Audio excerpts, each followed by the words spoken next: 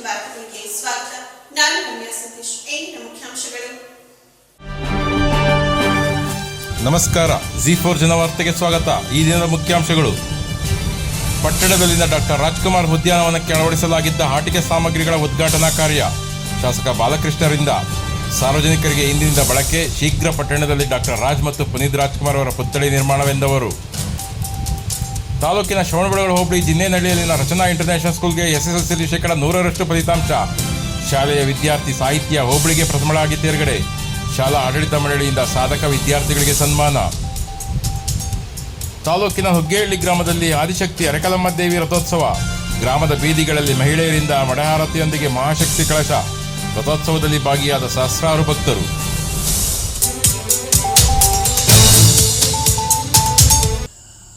ಕನ್ನಡ ಕಲಾಲೋಕದ ಮೇರು ನಟರಾದ ಕರ್ನಾಟಕ ರತ್ನ ಡಾಕ್ಟರ್ ರಾಜ್ಕುಮಾರ್ ಹಾಗೂ ಡಾಕ್ಟರ್ ಪುನೀತ್ ರಾಜ್ಕುಮಾರ್ ಅವರ ಪುತ್ಥಳಿಯನ್ನು ಪಟ್ಟಣದಲ್ಲಿ ಶೀಘ್ರದಲ್ಲೇ ನಿರ್ಮಾಣ ಮಾಡಲಾಗುವುದು ಎಂದು ಶಾಸಕ CN ಬಾಲಕೃಷ್ಣ ಭರವಸೆ ನೀಡಿದರು.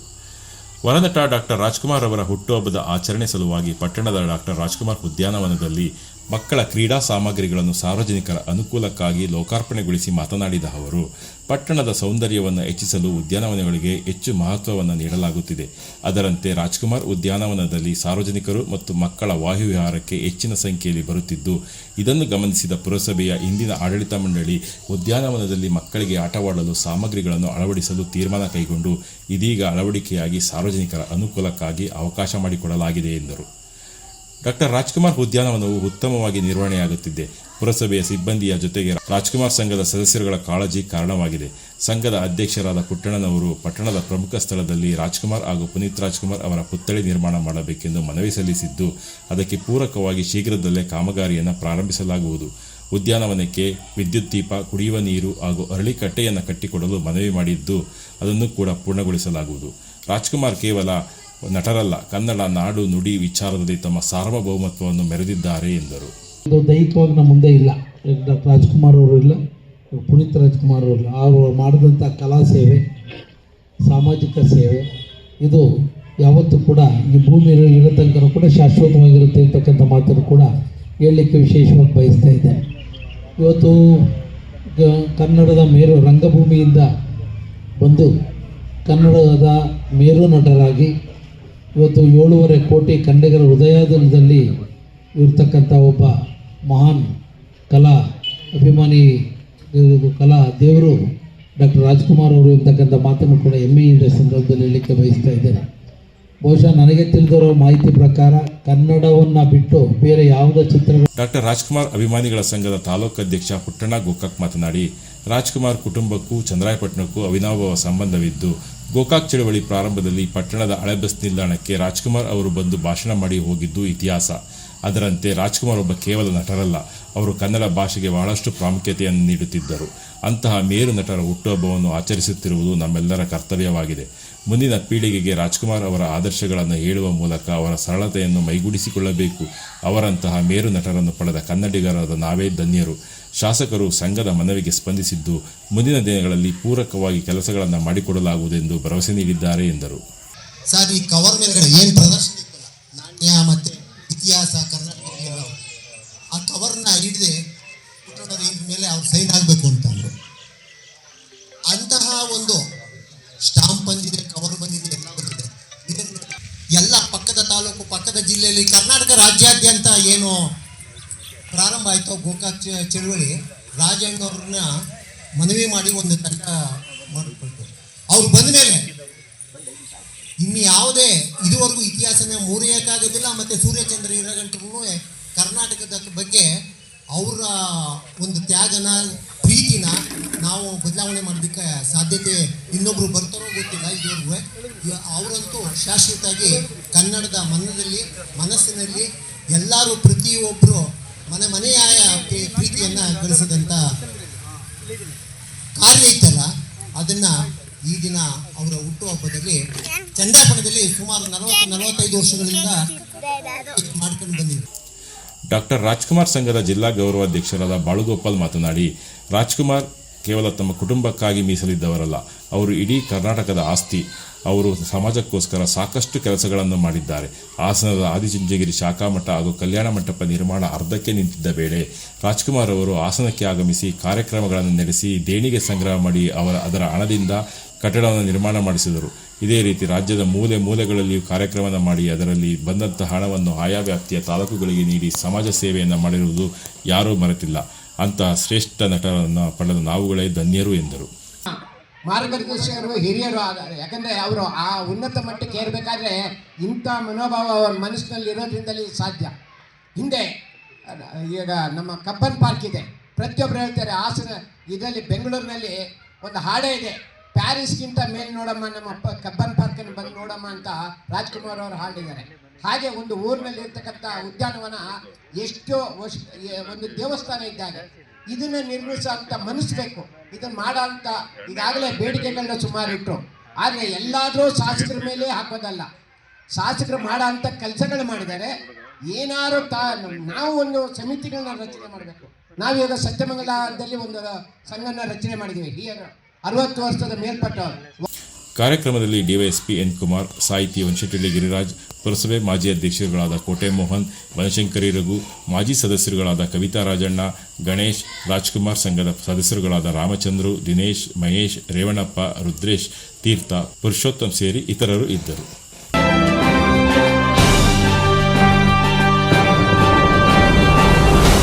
2025-26ನೇ ಸಾಲಿನ ಎಸ್ಎಸ್ಎಲ್ಸಿ ವಾರ್ಷಿಕ ಪರೀಕ್ಷಾ ಫಲಿತಾಂಶದಲ್ಲಿ ಶ್ರವಣಬೆಳಗೊಳ ಹೋಬಳಿ ಚಿನ್ನೇನಹಳ್ಳಿ ಗ್ರಾಮದಲ್ಲಿನ ರಚನಾ ಇಂಟರ್ನ್ಯಾಷನಲ್ ಸ್ಕೂಲ್ಗೆ 100% ಫಲಿತಾಂಶ ಬಂದಿದ್ದು, ಪರೀಕ್ಷೆಯಲ್ಲಿ ಅತಿ ಹೆಚ್ಚು ಅಂಕ ಗಳಿಸಿ ಶಾಲೆಗೆ ಕೀರ್ತಿ ತಂದ ವಿದ್ಯಾರ್ಥಿಗಳನ್ನು ಶಾಲಾ ಆಡಳಿತ ಮಂಡಳಿಯು ಶುಕ್ರವಾರದಂದು ಅಭಿನಂದಿಸಿತು.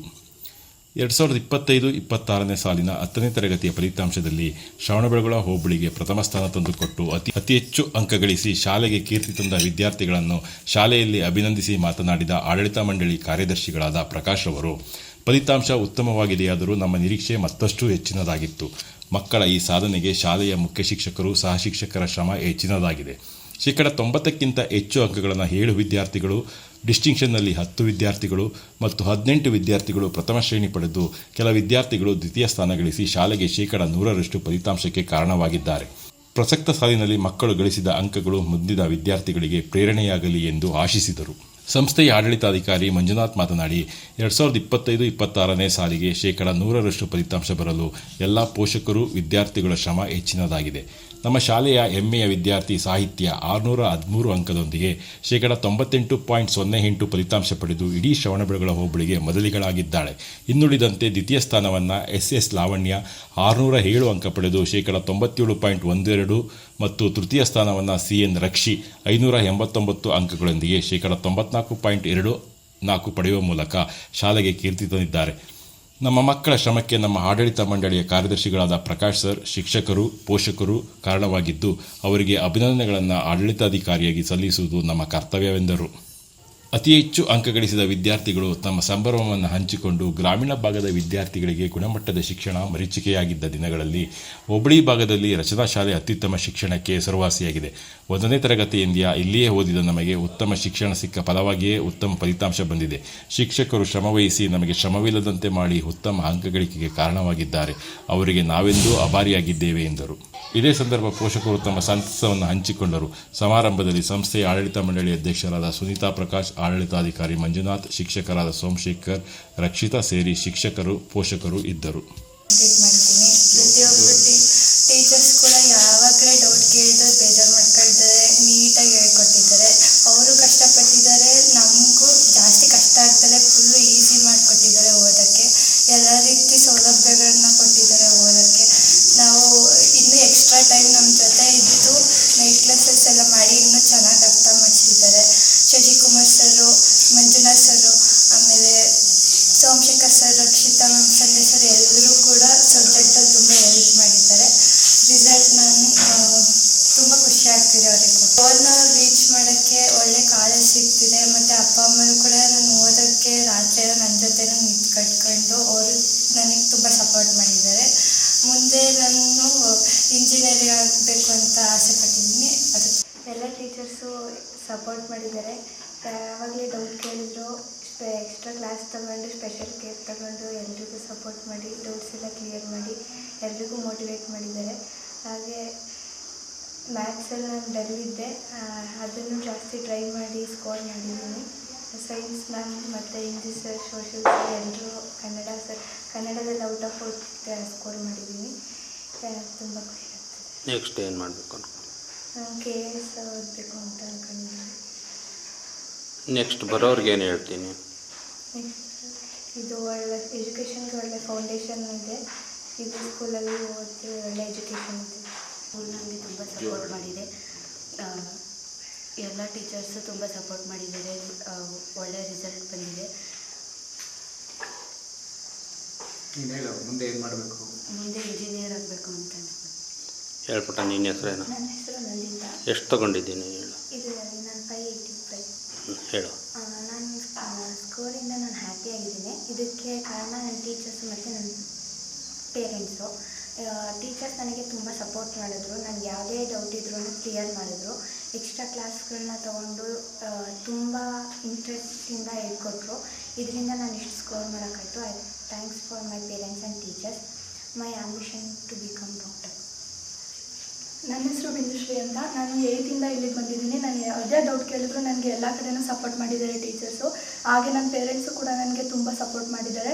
ಹಾಗೆ ಪ್ರಕಾಶ್ ಸರ್ ಆಗಿರ್ಬೋದು, ಸುನೀತಾ ಮ್ಯಾಮು ನನಗೆ ತುಂಬ ಎನ್ಕರೇಜನ್ನು ಮಾಡಿದ್ದಾರೆ.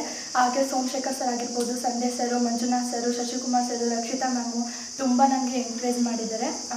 ಹಾಗಾಗಿ ನನಗೆ ತುಂಬ ಖುಷಿ ಆಗ್ತಿದೆ. ನನ್ನ ಅಚೀವ್ ಬಂದುಬಿಟ್ಟು ಮೆಡಿಕಲ್ ಮಾಡಬೇಕು ಅಂತ. ನನ್ನ ಹೆಸರು ಗೀತಾಶ್ರೀ. ನಾನು ಫಸ್ಟ್ ಸ್ಟ್ಯಾಂಡರ್ಡಿಂದ ಇಲ್ಲೇ ಓದ್ತಿರೋದು. ನಮಗೋಸ್ಕರ ಇವ್ರು ಟೀಚರ್ಸ್ ಎಲ್ಲ ಹಾಸ್ಟೆಲ್ ಫೆಸಿಲಿಟೀಸ್ ಎಲ್ಲ ಕೊಟ್ಟು ಯಾರು ತುಂಬ ಡಲ್ ಇದ್ದಾರೆ ಅವ್ರನ್ನೆಲ್ಲ ಇಂಪ್ರೂವ್ ಮಾಡಿದ್ದಾರೆ.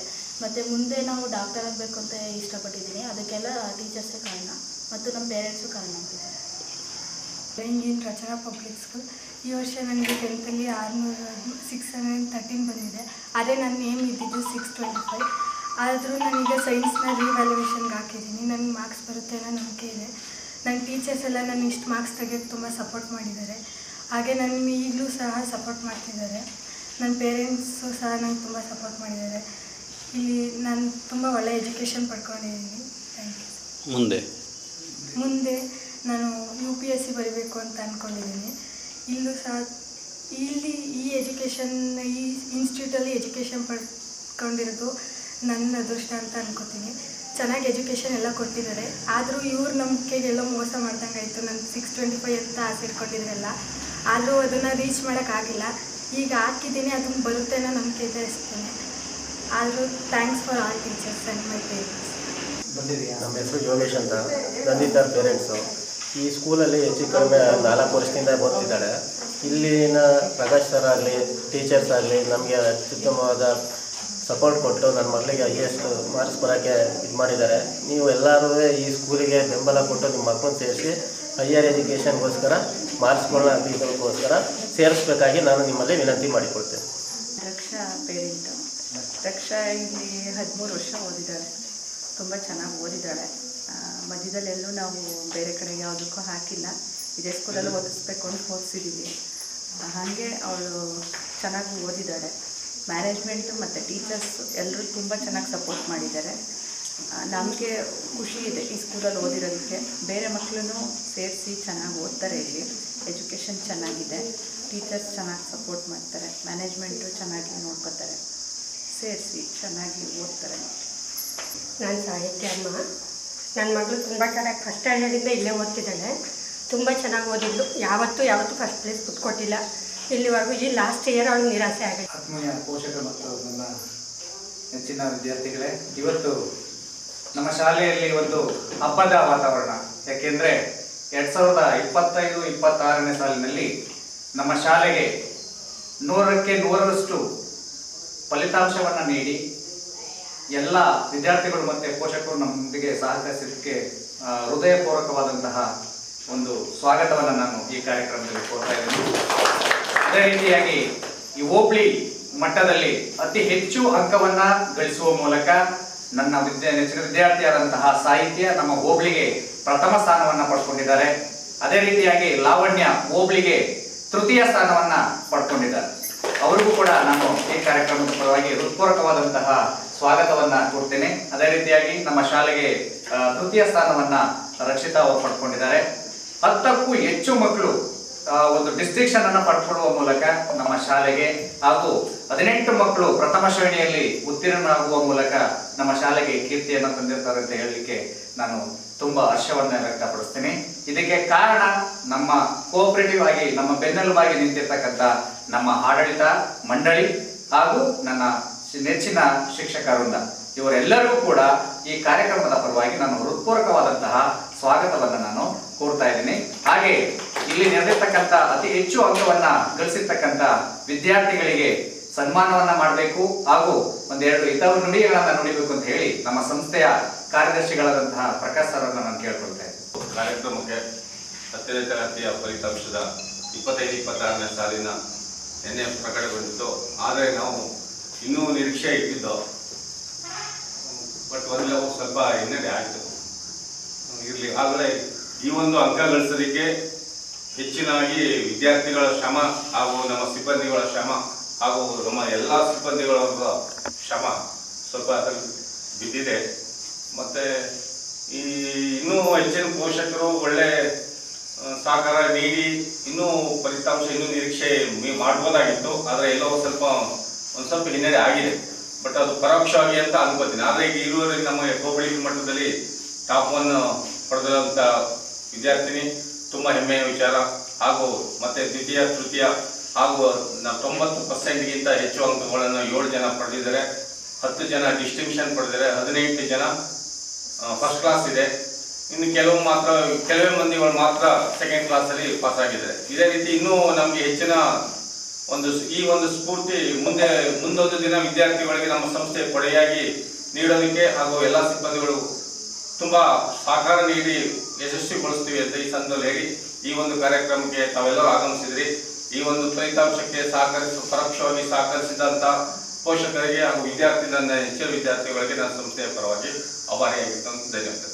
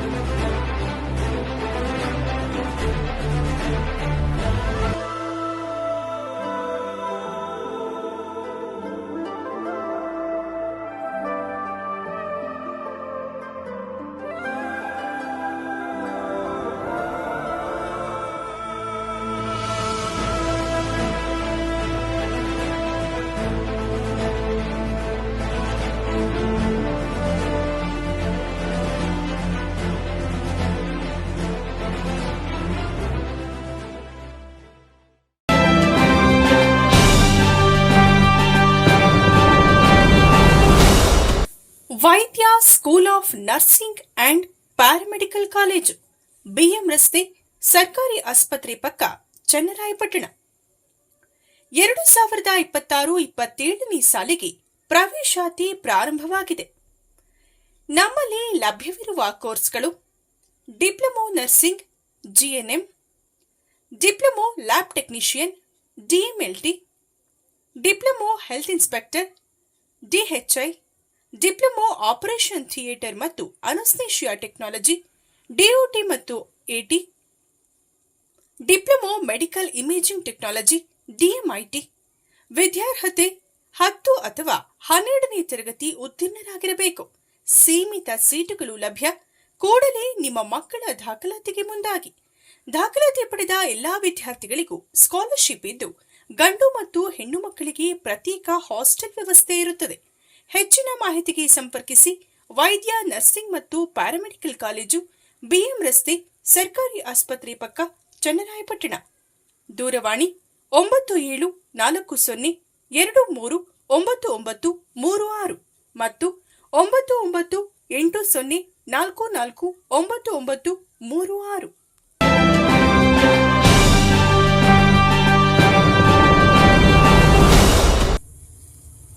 ಆತ್ಮೀಯ ಪೋಷಕರೇ, ಚನ್ನರಾಯಪಟ್ಟಣ ತಾಲೂಕು ಶ್ರವಣಬೆಳಗೊಳ ಹೋಬಳಿಯಲ್ಲಿಯೇ ಉತ್ತಮ ಗುಣಮಟ್ಟದ ಶಿಕ್ಷಣಕ್ಕೆ ಹೆಸರುವಾಸಿಯಾಗಿರುವ ರಚನಾ ಇಂಟರ್ನ್ಯಾಷನಲ್ ಸ್ಕೂಲ್ನಲ್ಲಿ 2026-27ನೇ ಸಾಲಿಗೆ ಪ್ಲೇ ಹೋಮ್, ನವಕೀಸ್ ಕಿಂಡರ್ ಕೇರ್, ನರ್ಸರಿ, ಪ್ರೈಮರಿ ಮತ್ತು ಹೈಯರ್ ಪ್ರೈಮರಿ ಸ್ಕೂಲ್ ಮತ್ತು ಪ್ರೌಢಶಾಲೆಗೆ ದಾಖಲಾತಿ ಪ್ರಾರಂಭವಾಗಿದೆ.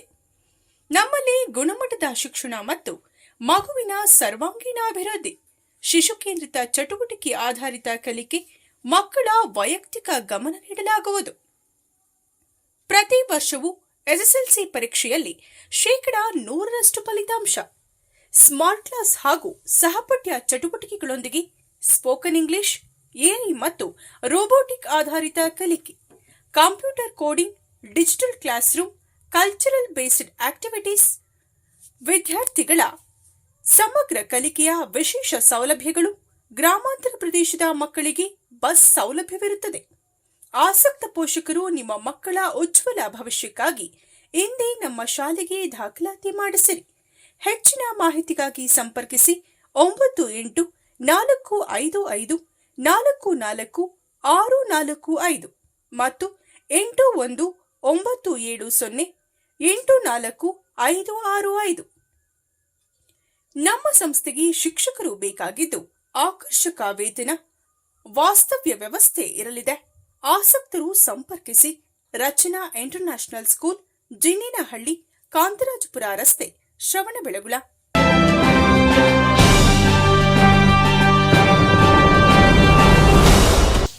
ಚಂದ್ರಾಪಟ್ಟಣ ತಾಲೂಕಿನ ನುಗ್ಗೇಹಳ್ಳಿ ಗ್ರಾಮದ ಶ್ರೀ ಆದಿಶಕ್ತಿ ಅರಕಲಮ್ಮ ದೇವಿಯ ರಥೋತ್ಸವವು ಗುರುವಾರ ರಾತ್ರಿ ನುಗ್ಗೇಹಳ್ಳಿಯಲ್ಲಿ ಸಹಸ್ರಾರು ಭಕ್ತರ ಸಮ್ಮುಖದಲ್ಲಿ ಅತ್ಯಂತ ವಿಜೃಂಭಣೆಯಿಂದ ನೆರವೇರಿತು. ಗ್ರಾಮದ ಅರಕಲಮ್ಮ ದೇವಿಯ 15ನೇ ಜಾತ್ರಾ ಮಹೋತ್ಸವ ಹಾಗೂ ರಥೋತ್ಸವದ ಅಂಗವಾಗಿ ದೇವಾಲಯಗಳಲ್ಲಿ ಬೆಳಗಿನಿಂದಲೇ ವಿಶೇಷ ಪೂಜೆ, ಹೋಮ, ಹವನಗಳನ್ನು ಮತ್ತು ಚಂಡಿಕಾ ಹೋಮ ನೆರವೇರಿತು. ರಥೋತ್ಸವದ ಅಂಗವಾಗಿ ಗ್ರಾಮದ ರಾಜಬೀದಿಗಳಲ್ಲಿ ಮಹಿಳೆಯರಿಂದ ಮಳೆಹಾರತಿಯೊಂದಿಗೆ ಅಮ್ಮನವರ ಮಹಾಶಕ್ತಿ ಕಳಶಗಳ ಹೊಂಬಾಳೆ ಕರಗಗಳ ಉತ್ಸವ ಹಾಗೂ ಶ್ರೀ ಬಸವಣ್ಣನವರ ಮತ್ತು ದೂತರಾಯ ದೇವರ ಅದ್ದೂರಿ ಉತ್ಸವದೊಂದಿಗೆ ಮೂಲ ದೇವಾಲಯಕ್ಕೆ ಕರೆತರಲಾಯಿತು. ಗುರುವಾರ ರಾತ್ರಿ 8 ಗಂಟೆಗೆ ಅಗ್ನಿಕೆಂಡೋತ್ಸವ ನೆರವೇರಿದ ನಂತರ ಅಮ್ಮನವರ ಮಹಾರಥೋತ್ಸವ ಸಹಸ್ರಾರು ಭಕ್ತರ ಸಮ್ಮುಖದಲ್ಲಿ ನೆರವೇರಿತು. ರಥೋತ್ಸವದ ನಂತರ ದೂತರಾಯ ಸ್ವಾಮಿ ದೇವರಿಗೆ ಮಣೆವು ಪೂಜಾ ಕಾರ್ಯಕ್ರಮ ನಡೆಯಿತು. ಸಾರ್ವಜನಿಕರಿಗೆ ಅನ್ನ ಸಂತರ್ಪಣೆ ಏರ್ಪಡಿಸಲಾಗಿತ್ತು. ದೇವಾಲಯದಲ್ಲಿ ದೇವರಿಗೆ ಮಹಾಮಂಗಳಾರತಿಯೊಂದಿಗೆ ಬಲಿಪೂಜೆ ಅರ್ಪಿಸಲಾಯಿತು. ಅರಕಲಮ್ಮ ಸೇವಾ ಸಮಿತಿಯಿಂದ ಜಾತ್ರಾ ಮಹೋತ್ಸವ ಹಾಗೂ ರಥೋತ್ಸವ ಕಾರ್ಯಕ್ರಮವನ್ನು ಅಚ್ಚುಕಟ್ಟಾಗಿ ನಡೆಸಲಾಯಿತು. ಜಾತ್ರಾ ಮಹೋತ್ಸವದಲ್ಲಿ ದೇವಾಲಯದ ಧರ್ಮದರ್ಶಿ ಪ್ರವೀಣ್ ಗುರೂಜಿ, ದೊಡ್ಡೇರಿ ವಂಶಸ್ಥರು ಮತ್ತು ನುಗ್ಗೇಹಳ್ಳಿ ಸುತ್ತಮುತ್ತಲ ಗ್ರಾಮಸ್ಥರು ಸೇರಿದಂತೆ ರಾಜ್ಯದ ನಾನಾ ಭಾಗಗಳಿಂದ ಭಕ್ತರು ರಥೋತ್ಸವದಲ್ಲಿ ಪಾಲ್ಗೊಂಡಿದ್ದರು.